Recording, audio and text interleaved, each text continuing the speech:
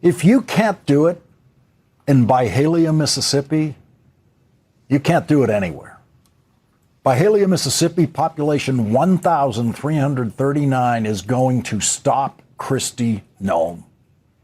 In a follow-up to the excellent reporting Rachel delivered here Monday night about the protests against the ICE detention camps that Homeland Security Kristi Noem is trying to acquire and establish around the country by buying warehouses to literally warehouse people, we can now report that the entire state of Mississippi appears to be off limits to Kristi Noem. Rachel reported on locations around the country, especially Republican-controlled areas, which overwhelmingly voted for Donald Trump, that are rising up in local protests by Trump voters to block Kristi Noem's attempt to warehouse thousands of people in their communities.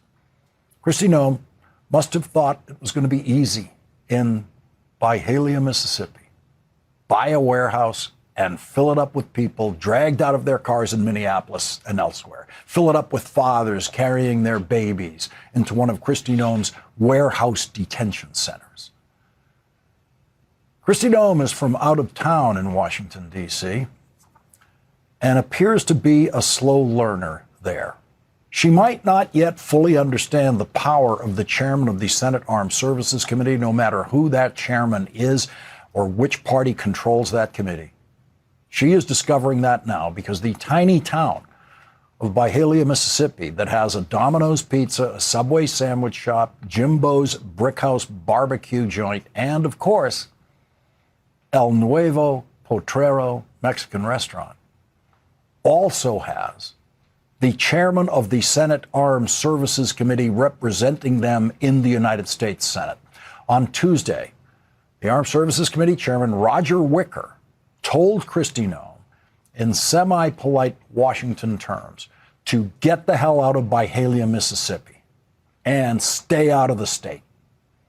In a one-page letter, Chairman Wicker said, "It has come to my attention that U.S. Immigration and Customs Enforcement is in the final stages of acquiring a warehouse facility in Byhalia, Mississippi, and intends to convert it into an ICE detention center. While I support the enforcement of immigration law, I write to express my opposition to this acquisition and the proposed detention center." That opening paragraph is going to be the template for every Republican senator whose state Kristi Noem might be planning to use to warehouse people. When the chairman of the Senate Armed Services Committee catches you in the final stages of doing something that he does not want you to do, you better not complete those stages. You better stop doing it right now. The chairman's letter did not say a word about the inhumanity of the idea, but was accurate in its assessment of what one of Kristi Noem's warehouses would do to any community. Senator Wicker said, "Converting this industrial asset into an ICE detention center forecloses economic growth opportunities and replaces them with a use that does not generate comparable economic returns or community benefits. Detention facilities impose substantial and specialized infrastructure demands, including transportation access, water, sewerage, and energy costs, staffing, medical care, and emergency services. From my understanding, the ICE detention facility would have a capacity exceeding 8,500 beds. That is more than 6 times the total population of Byhalia, Mississippi." Senator Wicker continued, "Existing medical and human services infrastructure in Byhalia is insufficient to support such a large detainee population. Establishing a detention center at this site would place significant strain on local resources. Additionally, many of my constituents have voiced concerns regarding the public safety, medical capacity, and economic impacts this center would impose on their communities. And they are Trump voters." Donald Trump won 60% of the vote in Mississippi. Trump voters don't want Donald Trump and Kristi Noem's ICE detention centers in their towns. And Roger Wicker doesn't want one in his state. His last line is, "Keep me informed of this acquisition and any future ICE contracting proposals affecting the state of Mississippi. Thank you for your attention to this matter." It's time to move on, Kristi Noem. You're not going to get a detention center in Roger Wicker's Mississippi. Not because of some moral outrage on the part of Senator Wicker or his Trump voting constituents, but because, in addition to it being a moral outrage, it would also have a disastrous impact on their communities and on their property values. Every homeowner in Byhalia, Mississippi would watch the value of their homes collapse if Kristi Noem got her way and invaded their town. Donald Trump's other cabinet secretary from the Dakotas, billionaire Doug Burgum, the Secretary of the Interior, is trying to rewrite history in Mississippi. He has had the National Park Service remove the visitor brochures from the Medgar and Murray Evers Home National Monument. The home where Medgar Evers was assassinated in his driveway is a national monument. And Mississippi Today reports that Donald Trump and Doug Burgum don't want any reference to racism in any of the material associated with this national monument. This is a result of Donald Trump's executive order titled Restoring Truth and Sanity to American History, which should have been titled Turning American History into a Trump Lie. Doug Burgum has issued an order saying he doesn't want any material in the department's jurisdiction to, quote, inappropriately disparage Americans past or living. That apparently includes assassins and members of the Ku Klux Klan. Mississippi Today reports the National Park Service has removed visitor brochures from the Medgar and Murray Evers Home National Monument. Among the anticipated changes, no longer calling his murderer a racist. Edits to the brochure have removed that reference to Byron de la Beckwith, according to Park Service officials who asked not to be named for fear of retribution. Other edits include eliminating the reference to Medgar Evers lying in a pool of blood after being shot. Rena Evers Everett, executive director of the Medgar and Murray Evers Institute and daughter of the couple, said the family has been told the matter is under review, but the final product has not been put out yet. And tonight, Mississippi Today has an update. Hours after Mississippi Today reported Thursday that the National Park Service had removed brochures to the Medgar and Murray Evers Home National Monument that identified his murderer as a racist, the Park Service returned the brochures to the home. For now. Let's see if Senator Roger Wicker wants to stop Donald Trump and Doug Burgum from rewriting the history of the Medgar Evers assassination. Another new poll out today shows Donald Trump at another record low. The Marist poll shows Donald Trump polling the lowest he has polled since he inspired the January 6th attack on the Capitol and then was indicted for using that attack as part of his criminal conspiracy to overthrow the presidential election in 2020. Donald Trump is at a new low in polling because he has no idea what most people want a president to do, and he has no idea what most people want a president to say. That is why only Donald Trump could speak at a national prayer breakfast, as he did today, and brag about how many times he was indicted. Let's say, honey, I just got indicted again. Don't worry about it. But think of it many times. And then they say, Donald Trump is using the Justice Department to get even. And I don't. But wouldn't I have a right to? Think of it. There's never been in history a president treated like I got treated. But they say I use it. And it's amazing. I did that interview yesterday, and they said that. They said the question, are you using the Justice Department for your own personal gain? They said, they indicted me 87 times. It's the most incredible thing. But we don't do that, Pam, do we? Huh? We do what's right. We do what's right. And Pam does it. Donald Trump brought his Secretary of Defense to the prayer breakfast, the only Secretary of Defense in history who has been married 3 times. Donald Trump and Pete Hegseth believe that marriage is one man married to one woman, then another woman, then another woman. And they were speaking to an audience filled with people who believe marriage should be between one man and one woman, and that gay people should not be allowed to be parents, that gay people who, as parents, try to indoctrinate children and are a danger to other children in their children's schools. That room was filled with that kind of person. And it also included liberal-minded religious people in that room who don't think any of those things. But the real hardcore Christian nationalists in that room could be why Donald Trump didn't bring his Treasury Secretary to the National Prayer Breakfast, because Donald Trump's Treasury Secretary lives a life that some of the strongest Trump supporters at the National Prayer Breakfast believe is an abomination and a danger to this society. Scott Bessent lives a life that was illegal in his state until Democrats made it legal. Scott Bessent can thank the election of Bill Clinton to the presidency and the election of Barack Obama to the presidency for his right to live as a married man with his husband and children in his home state of South Carolina, where he grew up. It was illegal for Scott Bessent to be married to a man in South Carolina. When he got married in 2011, when he was living in New York and enjoying the rights granted to him by a government of the state of New York controlled by Democrats. South Carolina first banned marriage equality by law in 1996, saying marriage could only be granted to one man and one woman. But South Carolina wasn't satisfied with just having the legislature write it into their law books. 9 years later, South Carolina amended the state constitution to ban same-sex marriage. And to amend the state constitution required a 2/3 vote of the people of South Carolina.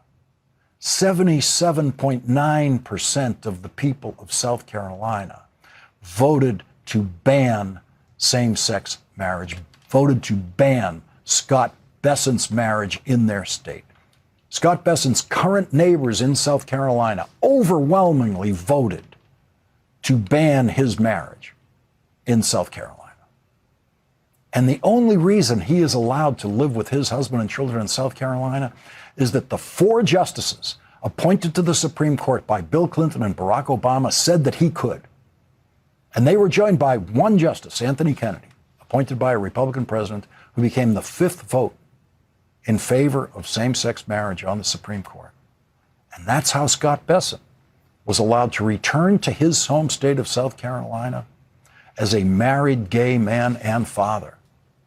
And that 5th vote for marriage equality is no longer on the Supreme Court. Now there are 6 votes on the Supreme Court against the decision that made Scott Bessent's marriage legal in all 50 states. And it might only be a matter of time now before the right case presents itself to the Trump Supreme Court for them to declare that Scott Bessent's marriage is once again illegal in the state of South Carolina and any other state that wants to make it illegal. And Scott Bessent will have to hurry back to New York or to California or to Massachusetts, where he will be welcomed in one of those states, welcomed with his husband and his children, welcomed in those states because those states are represented by senators who he stupidly thinks he can condescend to.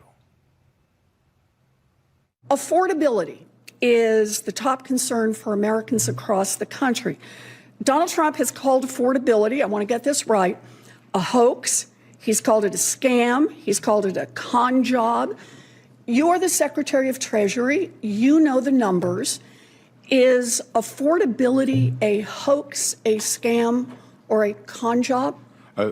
Senator, it may be a bit nuanced for you, but what President Trump is referring to is the media saying that the affordability crisis was generated by this administration when it was you and President Biden who destroyed the buying power of the American people. So there is an affordability crisis, and you were front and center in it. So let me make sure that I understand. Donald Trump is not saying that affordability, what's happening to families right now, is a hoax? He is saying that trying to lay the blame at this administration rather than the Biden-Warren economy is a hoax. Okay, so it all happened before he got it. And everything that's happened since then, nothing is a hoax here. The Biden-Warren economy. What a sleazy punk. We have never seen testimony like this in Senate hearings, in House hearings. We have never had cabinet members think that their job is to go into the hearings and insult the Democratic senators. We've never had any Democratic cabinet member ever who thought the job was to go into a hearing and insult the Republican members of the committee. That never happened before. That is a Trump cabinet invention, and they invented it this time around. That's not what they were doing last time. We've never had a more ridiculous Secretary of the Treasury than that clown who you just saw. In Donald Trump's first administration, I thought Steve Mnuchin was the lowest it could go, but he now looks like a statesman compared to the buffoon Donald Trump has put in that job to lie for him every day. Scott Bessent lies about himself now, as he did yesterday in testimony to the House and today in testimony to the Senate when he was asked about writing tariffs are inflationary. Exactly 1 year before Donald Trump's second inauguration. Those are Scott Bessent's written words. Tariffs are inflationary. And in lying testimony yesterday and today, he denied that he said those words. He claimed that he had said they could be inflationary. No, that's a lie. And Scott Bessent lies with a deeply creepy ease. He exhibits no discomfort at all. He does it with the ease of a pathological liar. He does it with the ease of someone who was born lying. There was no evidence of Scott Bessent being a pathological liar before working for Donald Trump, but he is Donald Trump's best student in the art form of Trump speak, which is deranged, irrational, irrelevant lying. Think about what Scott Bessent, of all people, had to do to himself to become a Trumpian pathological liar in that Senate Banking Committee hearing today. The first Treasury Secretary to ever testify that way. 5 years after the Supreme Court, by one vote, made Scott Bessent's marriage legal in all 50 states, Donald Trump's presidential platform said what the Republican presidential platform has always said, quote, marriage between one man and one woman is the foundation for a free society. That's the party Scott Bessent has chosen to humiliate himself to serve. The Republican chairman of that committee, to whom Scott Bessent testified so respectfully today, voted against respect for Scott Bessent's marriage in 2022 when Democrats in the United States Senate passed the Respect for Marriage Act. Elizabeth Warren voted to respect Scott Bessent's marriage, as did every Democrat. He wants to sign the money. That's the Treasury Secretary's secret pleasure. For every Treasury Secretary, it always is. I learned that the first time I was running a Senate confirmation hearing for a Treasury Secretary at the Senate Finance Committee when I was staff director of the committee. The committee vote was unanimous. We tried to get to a floor vote as soon as possible, but there's always some traffic in your way on the Senate floor. It doesn't happen quickly, and the nominee kept impatiently calling me to ask exactly when he'd be confirmed, and I kept saying the same thing about the Senate floor and traffic and blah, blah, blah, which I thought he would understand. And then, in a private conversation, one of his staff members told me what he was so eager about. He wants to sign the money. That's what the staff guy told me about the incoming Treasury Secretary. I'm surprised Donald Trump still lets the Treasury Secretary sign the money. Maybe Donald Trump doesn't know. Maybe he will seize that power too.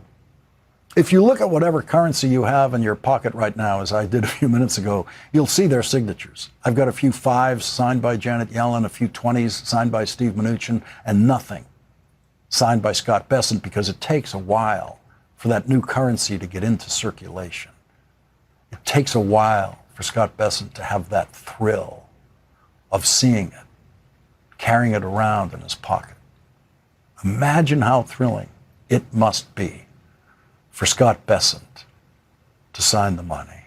So thrilling he will debase himself in any way for Donald Trump. Look what he was willing to do to get there, to be the guy who signs the money. Think about how much he has had to contort his economic beliefs in order to lie for Donald Trump about tariffs.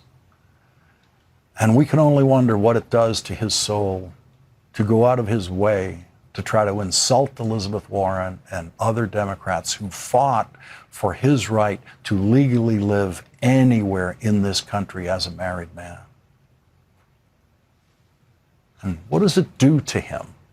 How does he feel when he genuflects respectfully to every Republican who fought to make his marriage illegal? It may be that no one has paid a higher personal price to work for Donald Trump than the man who gets to sign the money. Of all the lying quislings who work for Donald Trump, it may be Scott Bessent who is the most tortured of all of them. Today, the pathological liar who Scott Bessent works for said this. You know, they rigged the second election. I had to win it. Had to win it. I needed it for my own ego. I would have had a bad ego for the rest of my life. Now I really have a big ego. The beating these lunatics was incredible, right? What a great feeling. Winning every swing state, winning the popular vote. The first time, you know, they said I didn't win the popular vote. I did. But they said, so they'd always say, would always thought they'd introduce me. While Donald Trump did not win the popular vote, you know, I'm sitting up being introduced by a Democrat or somebody. And they say, why Donald Trump did not win the popular vote? He won the presidency. Here he is. I said, that was terrible. He's a very sick man, Donald Trump. Steve Bannon says the Trump plan for this year's election is to surround polling places with ICE agents. That is against state and federal law, but this is Donald Trump we're talking about. So how can those laws actually be enforced? That is the question of the night. For the answer to that question, we will turn to former federal prosecutor Andrew Weissmann, who will join us next. Donald Trump's dangerously incompetent director of national intelligence, Tulsi Gabbard, said in writing to the Senate and the House that she led an FBI raid to seize voting records in Fulton County, Georgia, because, quote, my presence was requested by the president. That leaves it up to you to decide who is lying, Tulsi Gabbard or Donald Trump. We have our director of national and international intelligence, Tulsi Gabbard, who's doing a great job. Where's Tulsi? She took a lot of heat 2 days ago because she went in at Pam's insistence. She went in and she looked at votes that want to be checked out from Georgia. They say, why is she doing it? Right, Pam? Why is she doing it? Because Pam wanted her to do it. And you know why? Because she's smart. And yesterday, Steve Bannon announced the Trump plan to, quote, have ICE surround the polls come November, his exact words. The Brennan Center reports the law is crystal clear. It is illegal to deploy federal troops or armed federal law enforcement to any polling place. In fact, it is a federal crime for anyone in the U.S. military to interfere in elections in any way. More specifically, it is a crime punishable by up to 5 years in prison to deploy federal troops or armed men to any location where voting is taking place or elections are being held, unless such force be necessary to repel armed enemies of the United States.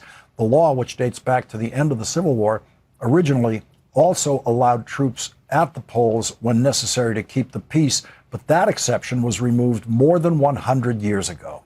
Joining us now is Andrew Weissmann, former FBI General Counsel and an MS Now legal analyst.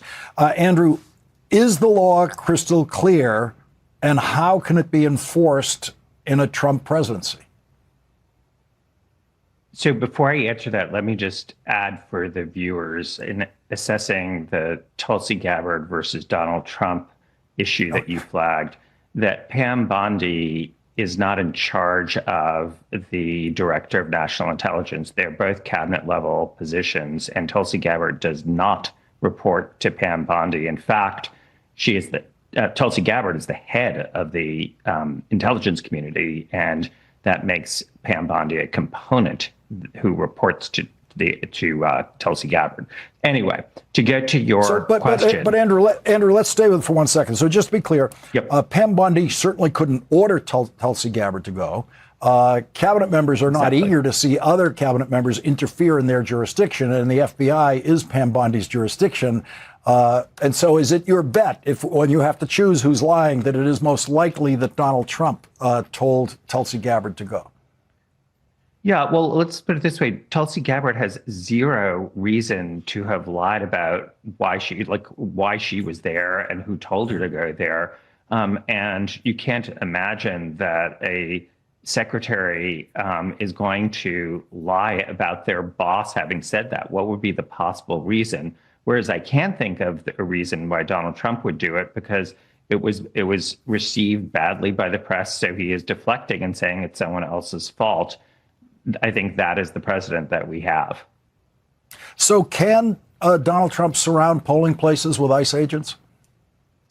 So can he? And that's one. And two, is it legal? And so unfortunately, I have to separate it that way, because so much of what we have seen has been found by judges, including the Supreme Court of the United States, to have been actions taken by this president that are illegal. In fact, he did that in a way that the court said 9-0. It was illegal and violated due process. So the answer to can he is yes. The answer to is it lawful is no. I agree with the Brennan Center that there is clear federal law that makes it criminal.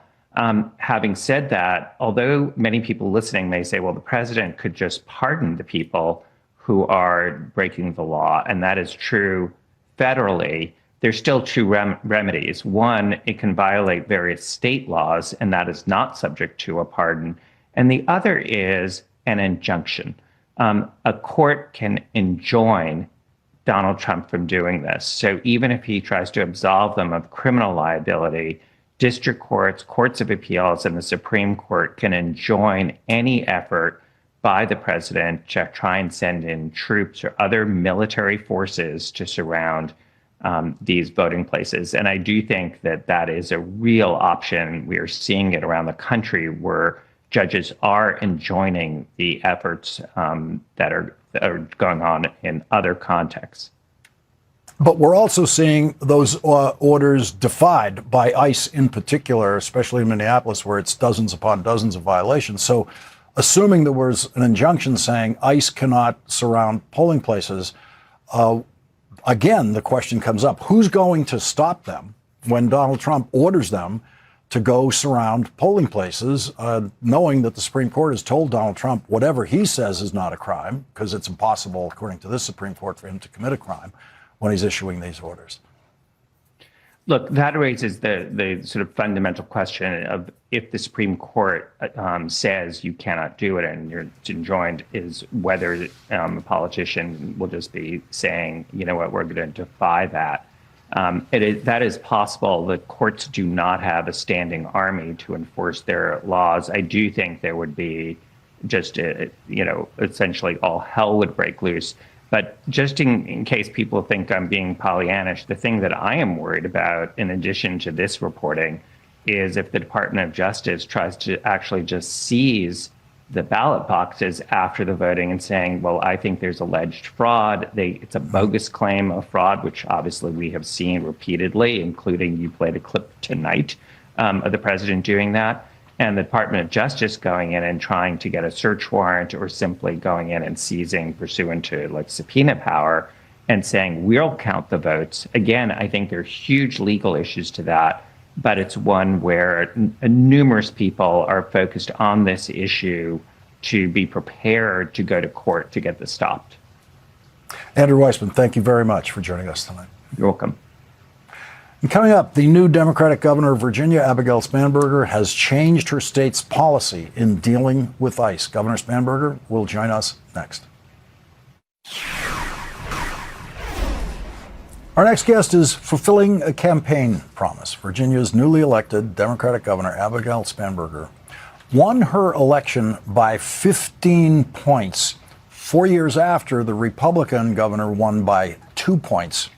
She took the governorship away from the Republicans and has now cut the state of Virginia's ties with immigration and customs enforcement. The Washington Post reports one of her first acts after being sworn in January 17th was to issue an executive order rescinding an action by her predecessor, former Republican Governor Glenn Youngkin, that required state law enforcement agencies to enter into 287G agreements with federal immigration authorities. Those agreements deputize state officials to conduct federal immigration enforcement.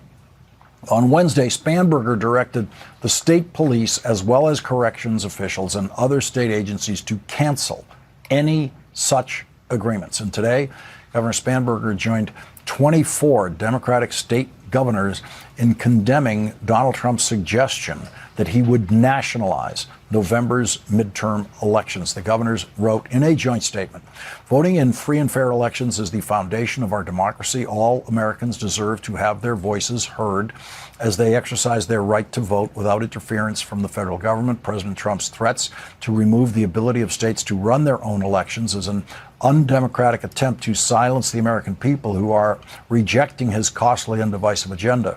While Trump whines about losing a free and fair election, he's now openly talking about rigging one in the future. Democratic governors won't let that happen." Joining us now is Virginia's Democratic Governor, Abigail Spanberger. Governor, thank you very much for joining us tonight. Thank you so much for having me. First of all, your decision about ICE. What brought you to that decision? Well, importantly, on my first day in office, I said that I rescinded my predecessor's executive order and stated that no longer were these relationships mandated. And then I took a full review of the existence of 287G agreements across the Commonwealth of Virginia to have a full picture of what it is that we would be walking away from. And yesterday, I issued an executive order and an executive directive. In the executive order, I first began by frankly celebrating the professionalism of Virginia law enforcement, recognizing that in Virginia, we have law enforcement that carry as their North Star a commitment to professionalism and building up community trust, because it is essential to the ability to do good policing, to protect people, to investigate crimes, to uphold justice and the Constitution, both of the country and our Commonwealth. And what I found is that in looking at the 287G requirements, they explicitly say that law enforcement under those agreements can be under the supervision, quote, under the direction and supervision of ICE. And given the level of professionalism, vetting, training, and the standards that we hold dear here in the Commonwealth of Virginia, I want Virginia law enforcement, Virginia State Police, Virginia Department of Corrections, I want them operating under the leadership of their own agencies. And so I issued that executive directive ending 287G agreements. Now, to be very clear, if anyone, a federal agency, comes to Virginia law enforcement with a signed judicial warrant, Virginia law enforcement will continue to cooperate to uphold the law as they have been doing and as is expected. But no longer will they be under the direction or supervision of other agencies per a 287G agreement. What are you going to do if Tulsi Gabbard shows up with a warrant issued by a federal judge in Missouri who's never been to Virginia to seize ballot boxes from the state of Virginia? Well, then now that's something separate from the 287G issue. I mean, and I had to take a deep breath for a moment as we think about a president who is saying that they want to essentially federalize elections, take control of elections. It runs in the face of even just the basic principles of our country. States run elections. That's how it works. And we have a president who has recognized that he is not going to win either of these midterms in 2026 or see any success for his party in 2028. And so he's getting desperate. And what is the real tragedy in this is that I would like to see not just Democratic governors saying that a president saying he's going to overtake elections and seize control. It shouldn't just be Democratic governors who are standing up and saying that that is wrong and that is unconstitutional. It should be every governor in every state across the country. But I think we know that he's only going to do this in states that have Democratic governors. Well, we are here in the Commonwealth of Virginia, certainly ensuring that we have are digging into every potential option and understanding of how it is that we execute our elections. In Virginia, notably, we have 45 days of early voting, which is, certainly a benefit to the voter, space to time out, go and vote in person or vote by mail. And so while that gives many more opportunities to a voter, it also gives, many more days of early voting for us to contend with, ensuring that we are protecting access to the ballot box. It's essential here in the Commonwealth of Virginia. And so we are looking at every legal angle to make sure that we are protecting what is the right of the Commonwealth of Virginia and other states to run our elections in accordance with federal and state law and ensure that every eligible voter is able to cast their ballot. That is what, as governor, I am going to ensure that we are doing here on the ground. But the fact that it is even up for discussion is yet one more outrage that comes from a president who continues to be absolutely lawless. Virginia Governor Abigail Spanberger, I think your election scared Donald Trump with that 15-point margin more than anyone else's. Thank you very much for joining us tonight. That's the highest compliment. Thank you very, very much, Lawrence. Thank you, Governor. And coming up, the Border Patrol is always the problem. It always has been. That is the title of a new article, important piece by Professor Rhys Jones, who will join us next.